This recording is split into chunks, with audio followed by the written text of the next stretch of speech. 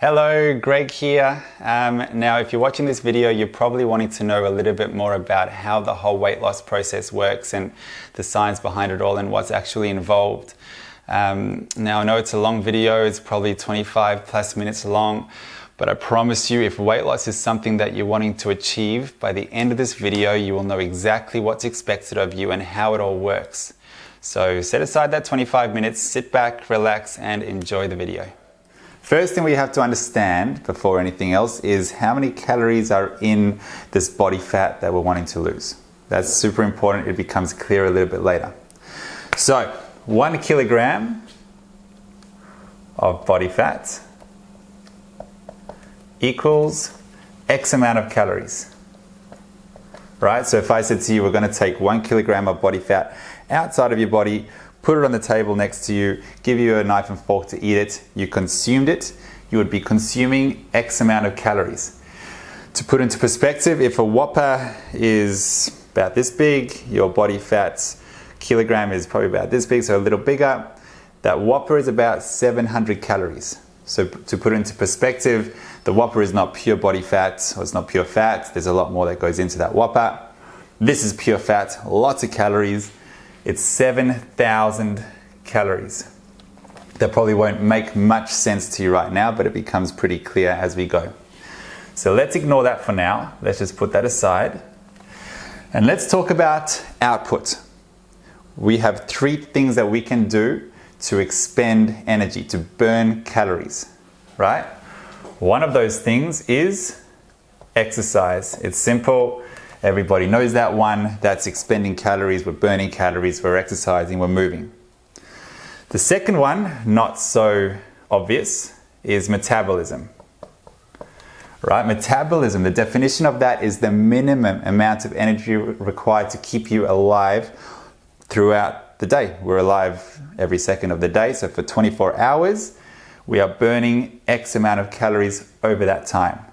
The lungs are breathing, the heart's beating, the hormones being produced, brain's active, so those things require energy. Maybe not as much as exercise, of course, but still energy, metabolism. All right, third thing is incidental. Incidental activity is everything in between the 2 extremes. So exercise would be the one extreme where it's doing 30 minutes of structured exercise. So that's one extreme. The other extreme is metabolism. That's doing nothing over 24 hours, lying down all day doing nothing. You'll burn X amount of calories per day. That's metabolism. So both extremes. Everything in between that, movement, for example, walking into work or walking up the stairs or talking on the phone, brushing your teeth, that requires movement. That's not metabolism. It's not exercise. It's everything in between that. Incidental activity, very important for the weight loss process. We'll talk about that later, but that's what that is. So movement, that's not structured exercise, and it's not lying down in a bed for 24 hours. It's everything that you do in between those 2 things. All right, let's talk values. What are these things worth? If I were to ask you the question, what do you think burns the most amount of calories over a 24-hour period? Most people don't hear the question properly and you'll go with exercise. We know exercise burns lots of calories. It does, but we don't exercise for 24 hours a day. The big one is metabolism. All right, this accounts for 70 to 80% of your total energy expenditure, which is huge. All right, so we don't want to mess around with that. Sorry guys, I just want to interrupt there. There are 2 ways that we can increase that metabolism. The first way is through resistance training. So increasing our lean muscle, our toning sessions. We're trying to build a little bit of lean muscle. In turn, we're going to get that rise in metabolism because the muscle being on our bodies, it's catabolic, which means that it just chews through calories just being there. So for the body to sustain that muscle, it needs to increase its caloric output, in turn increasing metabolism. The second way is a lot more acute, so that building of muscle takes a bit of time. The second way is through that high intensity interval training.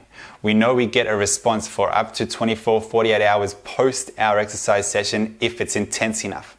and that's what we do with our cardio. So we get that big rise and spike in metabolism because the body has to bring the body back down to resting levels.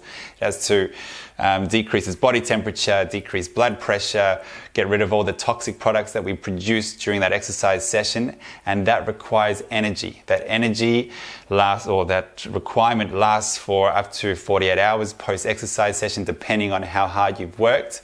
And because of that, we have that increase in metabolism for that time. The worst thing that we can do to that metabolism is crash diet. As soon as we crash diet, the body recognizes the environment internally as going into starvation mode. It will reduce metabolism to keep us going for longer, to help us survive. Survival mode, you've probably heard that before. So we don't want to muck around with that metabolism.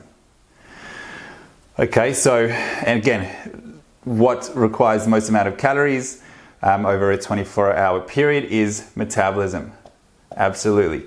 If you were a brickie and you did a lot of lifting throughout the day and a lot of activity over your work day, incidental activity would come in second.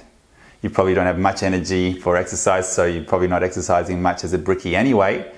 But if you were an accountant or someone who is behind a desk all day, incidental activity is really low. Super important to then exercise. But every time, regardless of who you are, metabolism will win out every time over a 24-hour period because you're always alive, it's always ticking over.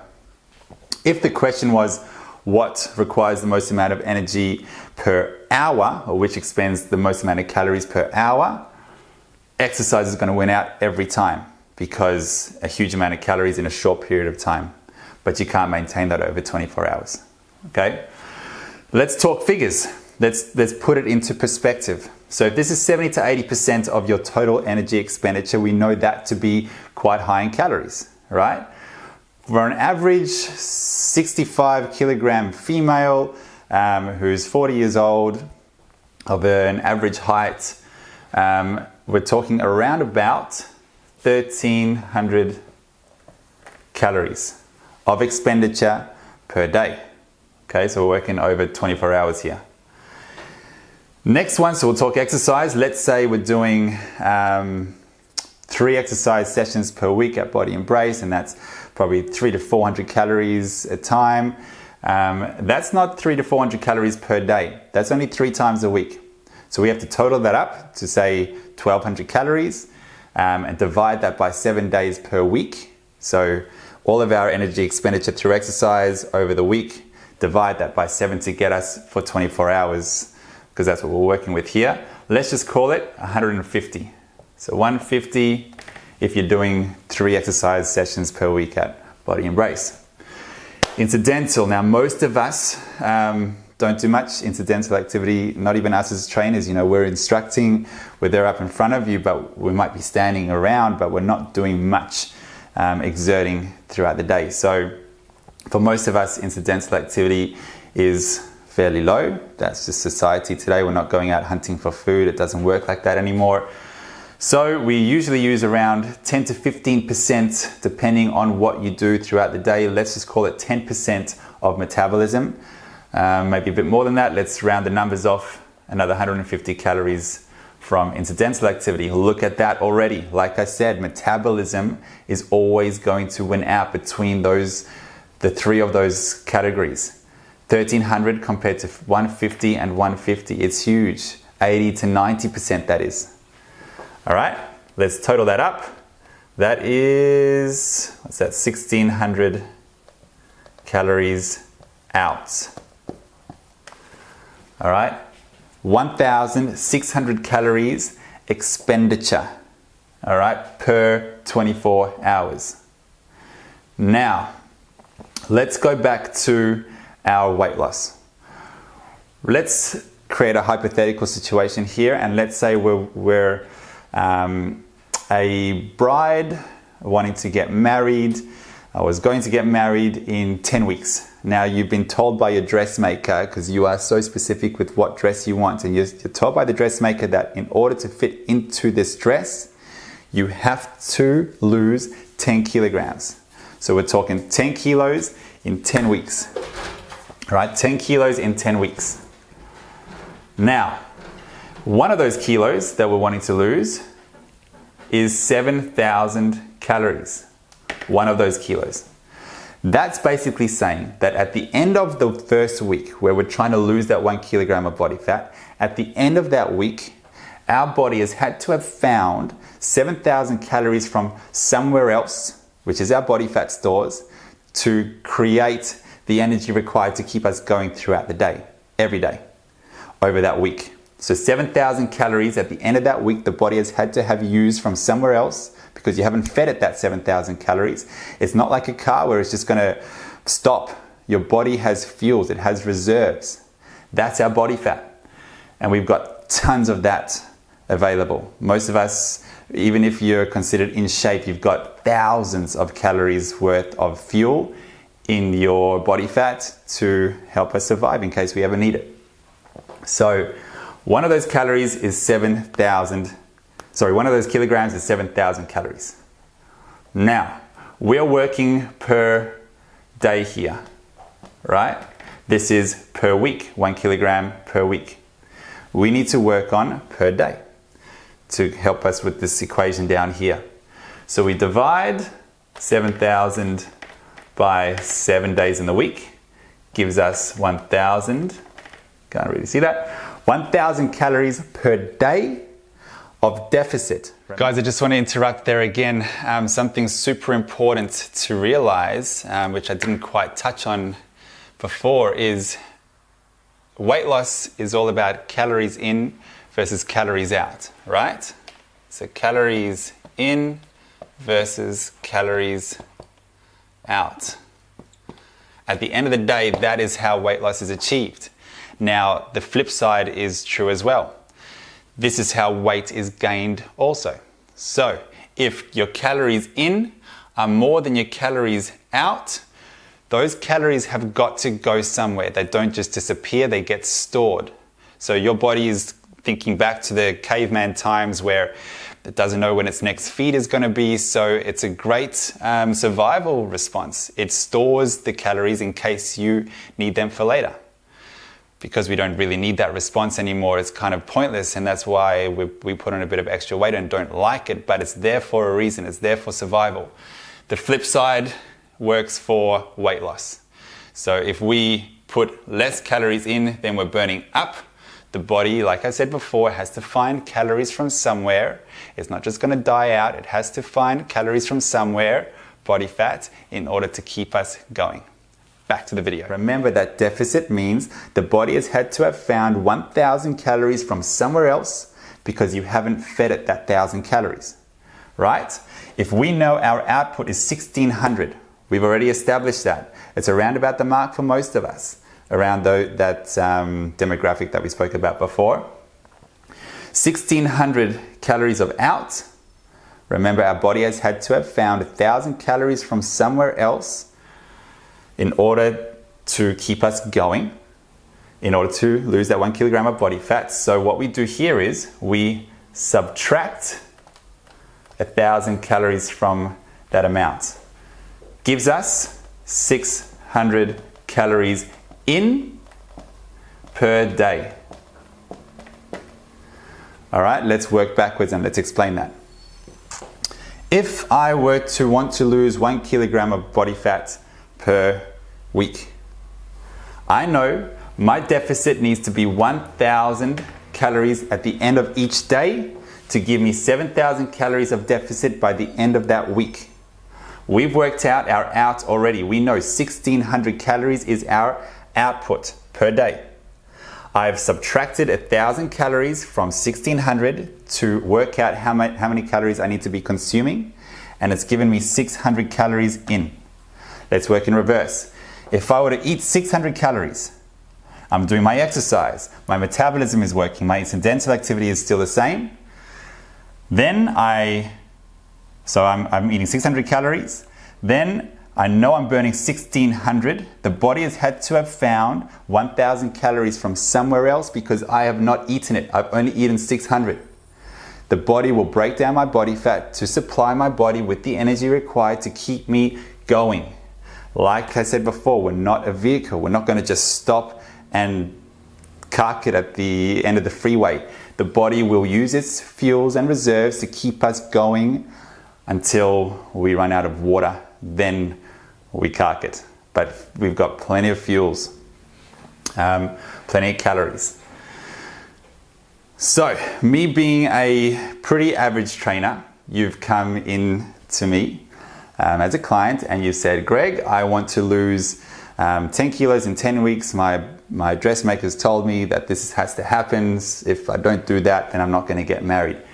I sit down with you and I work out, okay, we've got this as your exercise, this is your metabolism, this is your incidental. Now let's work out how many calories I need to tell you to eat, and I'll write a meal plan for you, and away you go. We do that. We sit down. We come up with this. It looks beautiful. I work it out and I say, okay, we've worked it out. We now need to be consuming 600 calories. Let me go away. I'll do up a meal plan for you. I'll give it to you tomorrow and follow it for the next 10 weeks. And science will tell us that we will lose a kilo a week for 10 weeks. So I go away, do up the meal plan, give it to you, and away we go. You've got 600 calories going in per day. Remember that Whopper is 700, so we're not even eating a Whopper throughout the day. Okay, 600 calories. So we've got to spread our 600 calories out. It's very low. But you're a bride and you are determined and you will do this. So you do it. We exercise. We do our 3 sessions per week because that's what we've worked out that we need to do. Our metabolism is first week, so it's still functioning, still getting used to what we're doing. Incidental, it's still up there. So you come back in a week and we weigh in, we take measurements, and voila, you are down a kilo. Amazing, things are working. This is good. You go away for the second week. You train, you eat 600 calories, you come back for that second week. Weigh you in, again, 2 kilos down, awesome. Third week, 3 kilos down, awesome. Now, fourth week, you come in, you've stuck to everything, we weigh you in, you've lost 700 grams, not a kilo. Why? Week 5, you come in, 600 grams, not a kilo. Why? Next week you come in, this is now week 5 or 6, you are struggling. The calories are so low that you are really, really feeling it. But you're a bride, so you will stick to it and you'll keep going. But you can exercise as much as you want. I guarantee you your performance is down as well. You're not enjoying that process. Incidental, your body's tired. You do not want to take those stairs. You will take the elevator at any cost. You will reduce, just automatically, you will reduce the amount of output that you do just throughout the day because you're tired. Metabolism, this is the big one that changes. Metabolism, your body recognizes that you're going through a big change here. It doesn't know that you're going through a weight loss process because you're trying to get married and fit into a dress. All it knows is what it's feeling. And what it's feeling is starving. It is being starved. 600 calories is starving. So what does it do? It thinks it's in a desert. It doesn't know when its next meal is going to be. What do I need to do to survive here? I need to reduce my output. I need to reduce my metabolism. We need to shut processes down internally to keep us going for another day, because rescue might come in another day. We need to keep going, keep fighting. So body goes into survival mode. Very, very dangerous to the weight loss process. So instead of burning 1,300 calories, we are not doing that anymore. We are now burning, or the metabolism is probably worth 1,100 calories, which means our output has gone from 1,600 down to 1,400 without us even knowing that. You have no way of telling that. This is going on internally. You cannot control it. 1,400 calories. Our deficit is no longer 1,000, it's now 800. And if our deficit is not 1,000, we are not on track to lose or to be in deficit of 7,000 calories at the end of the week. We're probably on track to be at 5,000 deficit, which is not a kilo, it's maybe 700 grams. That's what's happened on week 5. Week 6, the same thing, even less. Week 7, the body's really struggling. Week 8, guaranteed you've given up. You think this is just ridiculous. I can't keep exercising. I'm tired. I'm grumpy. I'm all the things that I don't want to be. This is not an enjoyable process. But you're a bride and you'll stick to it and you'll get to 7 kilos at the end of that 10-week process, not 10 kilos, 7 kilos.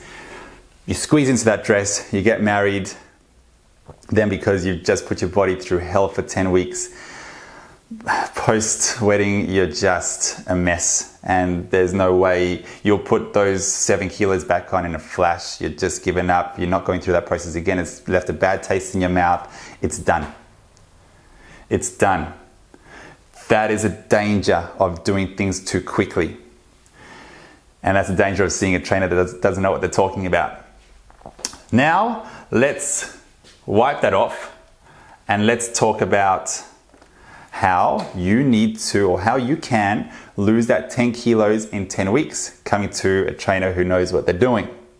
Right? You come to me, or one of us four, and you come to us and you say, this is my equation, 10 kilos, 10 weeks. I'm doing this amount of exercise. That's my metabolism. That's my incidental. We work all that stuff out. You still got an output of 1,600 calories per day. That hasn't changed, right? So that's still the same. So we can't really change that right now. I say to you, right, the science hasn't changed. We still need a deficit of 1,000 calories per day. We know that. We know that that hasn't changed either. So we need to have 1,000 calories deficit. This is where the difference is. We know as good trainers that you cannot go lower than 1,200 calories a day before your body goes into starvation mode. Now that's it's a gold standard figure. Everybody's body is different by a few calories, but 1,200 calories is just a nice round number, somewhere around there. Certainly not 600, I can tell you that much. Maybe 1,150 or 1,250, a few calories either side, but 1,200 calories, let's work with that. So our in can go as low as 1,200 in per day, as low as that, no lower. That means our deficit is only 400 calories here right now. And that's fine. We would be at maybe just less than half a kilo a week, which is good. You know, if you can maintain that over a year, that's 20 kilos gone just like that, which is awesome. But that's not what we're facing right now. We're facing a position that we're in to lose a kilo a week for 10 weeks. So we work this out. And I say to you, right, 1,200 calories per day is what you have to eat. Nothing more, nothing less. That is currently giving us a deficit of 400 calories. We need to make sure that that deficit is back to 1,000. So the only thing we can do here is increase our output. So if we increase our output to, let's say we exercise another 3 days a week, we make sure that we park 10 minutes outside of work, so we've got that 10 minutes of walk into work, 10 minutes of walk out of work. We make sure that we're doing high intensity interval training to increase our metabolism for that 24-hour period. We make sure we're doing resistance training to create an increase in metabolism even while we're sleeping throughout every day because we've got that extra little bit of muscle. We've done all that. Our output now has gone from 1,600 because of the extra exercise, because of the extra incidental, because of the increase in metabolism. Our output has gone to 2,200, but we've had to work for that. It hasn't come easy. We were already doing 3 sessions per week. Now we've had to go to 6 sessions per week. That did not come easy. That deficit is now back to 1,000 calories, and we're on track to lose a kilo a week. I send you away, give you a meal plan, 1,200 calories per day. You go, you follow it, much easier to follow. It's double what you were eating before. Metabolism does not start to decrease because of that. Metabolism stays up. In fact, it probably elevates because of the high intensity exercise.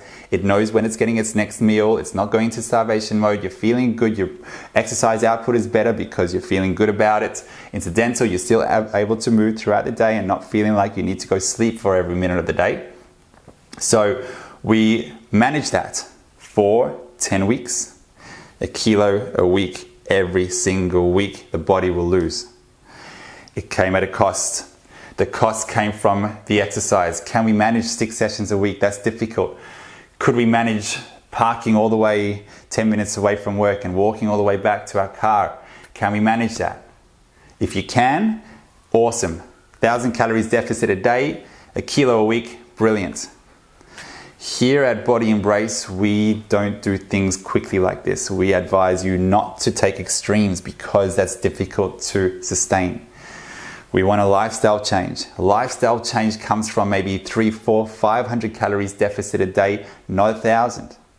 If we go back to this here, instead of dividing, where's some room, 7,000 calories, that kilogram of body fat by 7, to give us a kilo a week, that equals 1,000, we want to work on half a kilo a week. So you can divide that then by 2, gives us 500 calories, and that's our deficit.